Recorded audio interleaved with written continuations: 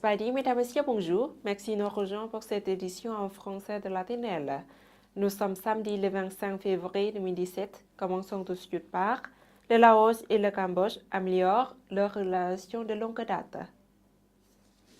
Le Laos et le Cambodge envisagent de continuer à favoriser leurs relations d'amitié de longue date et traditionnelles et la solidarité. Les dirigeants des deux pays ont fait leur intention claire lors d'une visite d'État de 2 jours au Royaume du Cambodge par le président Bunyang Volachit. Le président Bunyang Volachit a visité le Cambodge les 22 et 23 février en réponse à une invitation du roi Nolodom Sihamoni. Le président Bunyang a également rencontré pour des entretiens avec le premier ministre cambodgien Hun Sen au palais de la paix à Phnom Penh.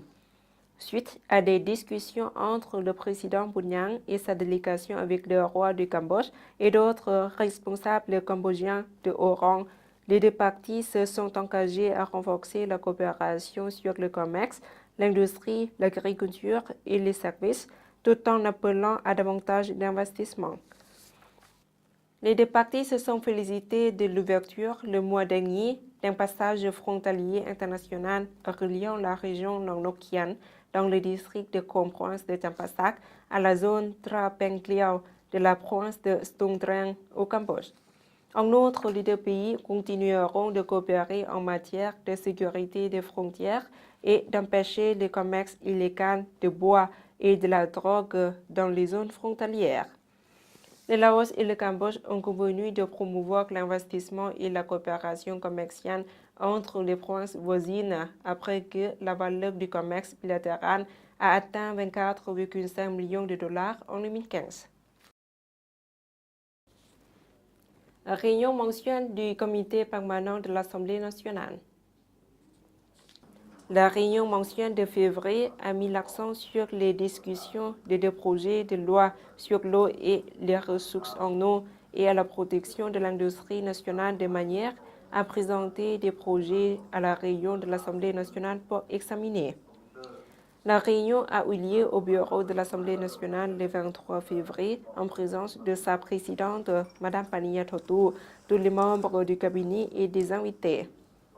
Des rapports sur certaines circonstances émergentes relatives à la performance du développement socio-économique pour 2017 et les 4 lois de l'Assemblée nationale ont été présentés à la réunion. La présidente de l'Assemblée nationale a appelé la Commission de commenter leurs responsabilités dans le brainstorming sur chaque question afin d'assurer que les lois soient soumises à débat lors de la prochaine session ordinaire de l'Assemblée nationale qui devrait avoir lieu en avril. Le Laos et la Chine améliorent la coopération dans les affaires étrangères.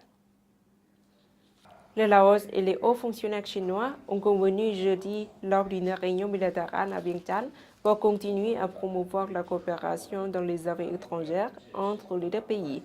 Le côté Lao a été dirigé par la vice-ministre des Affaires étrangères, Mme Khampao Euntavan, et le côté chinois a été dirigé par le vice-ministre des Affaires étrangères, Lui Sen-min. Les deux parties ont hautement apprécié les relations amicales et de partenariat stratégique global de coopération entre le Laos et la Chine et ont eu des échanges efficaces de visites entre le parti et les chefs de gouvernement des deux pays au cours des dernières années.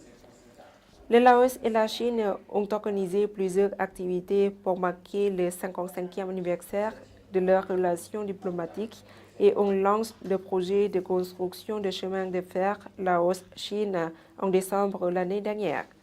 Les deux parties ont également échangé des points de vue sur la coopération dans le cadre du Mekong Lansang et d'autres questions régionales et internationales d'intérêt commun. Suite de l'actualité nationale en bref en images.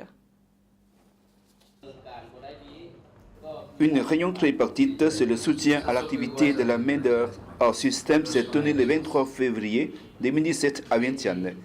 Elle s'est déroulée sous la présidence de M. Phanoy Mani, président de la Fédération des syndicats Lao, en présence des représentants de la Thaïlande, du Népal et du Bangladesh. Au cours de cette rencontre, les participants On les fait le bilan annuel de la mise en application du travail de chaque pays et ont fixé le futur plan pour l'année 2017. Le ministère de l'Industrie et du Commerce, le ministère du Travail et des Affaires sociales et le ministère des Ressources naturelles et de l'Environnement, en collaboration avec le ministère des Finances, a organisé le 23 février 2017 à Vientiane une réunion débat sur leur travail. La séance a été présidée par Mme Tipokon Kiantavongsa, vice-ministre des Finances, avec la participation des vice-ministres et des fonctionnaires de divers départements. Les participants ont échangé des idées autour du rôle et de la responsabilité de chaque ministère.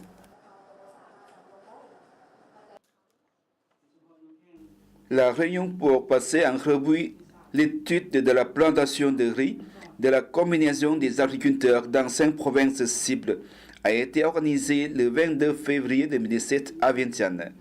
La séance s'est déroulée en présence de M. Puang Panisak Pravominkram, vice-ministre de l'Agriculture et des Forêts, des invités, des représentants d'organisations internationales au Laos. Au cours de cette réunion, les participants ont entendu le rapport sur le résultat de la mise en œuvre de la plantation du riz dans les provinces cibles de la dernière année et ont discuté de la mise en application du futur plan.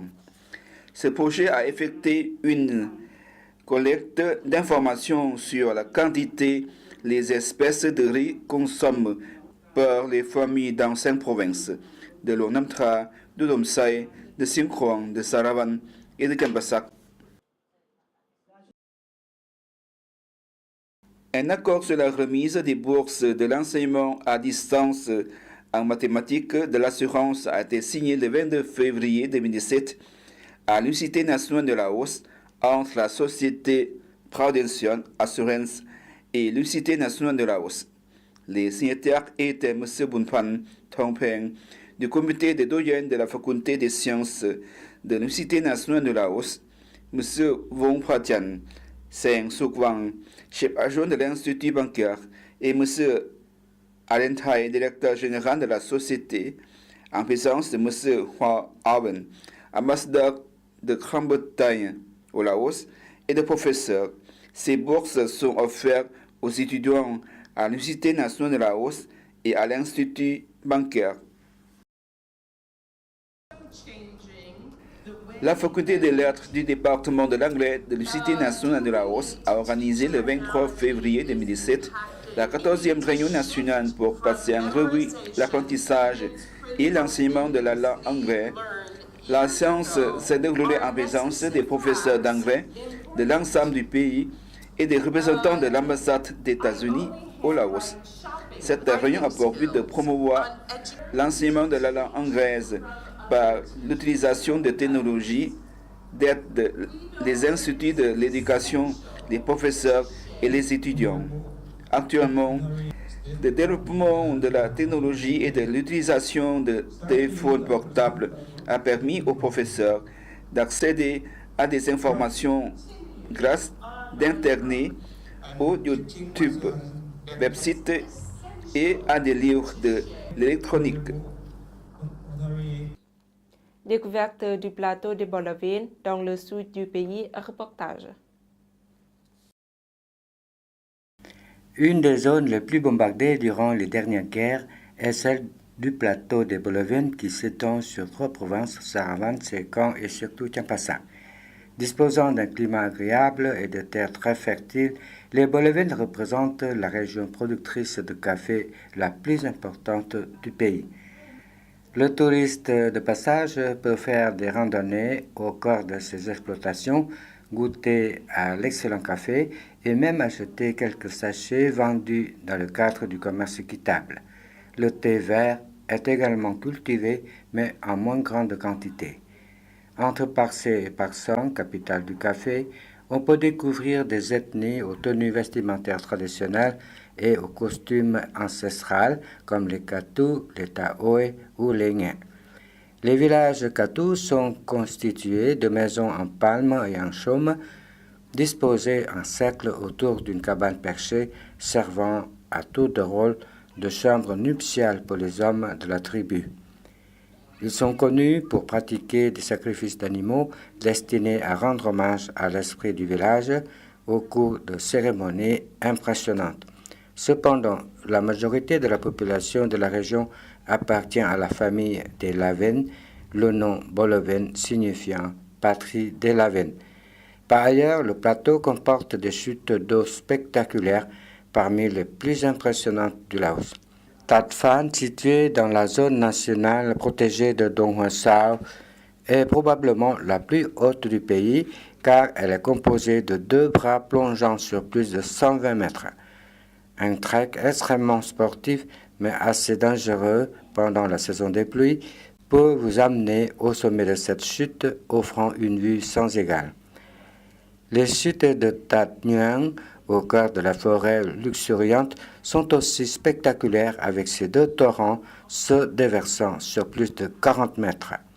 Il est possible de se baigner en amont des chutes, mais en faisant attention au courant.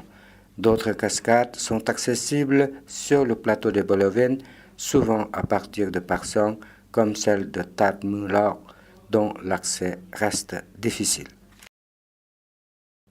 Voilà, c'est la fin de cette édition. Toute l'équipe vous remercie pour votre fidélité. Pour voir ou revoir nos reportages, rendez-vous sur la page internet du journal en français de l'ATNL. Au revoir.